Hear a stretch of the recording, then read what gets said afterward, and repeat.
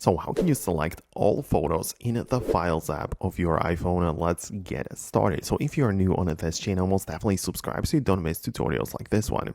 At first, you can open up the files, go to your location like on my iPhone or iCloud, whatever. And if you have a specific folder where you have some photos and whatnot, you can tap on the three dots, click on select, and the select all button should appear. Keep in mind that this only selects the photos which are part of your folder, right? When you are inside, it doesn't necessarily have to be across your entire Files app.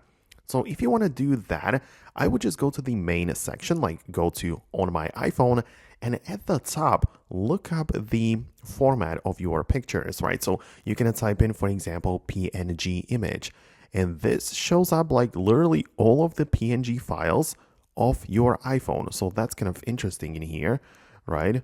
And you can actually manage those right here. So you can also hold down on it and do some other things with it, right? Or you can just move them to your other places and whatnot. But this lets you just filter in between them like that, and you get more control over your images.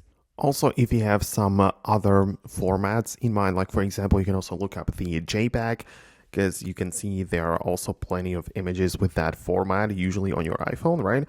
So you can also look those up if you want to. And yeah, there are going to be so many photos, which, probably the JPEG is a better solution because you can manage those individually. And the PNG also contains some like system files. So it depends, but this is how you can work with all of your photos inside of the Files app.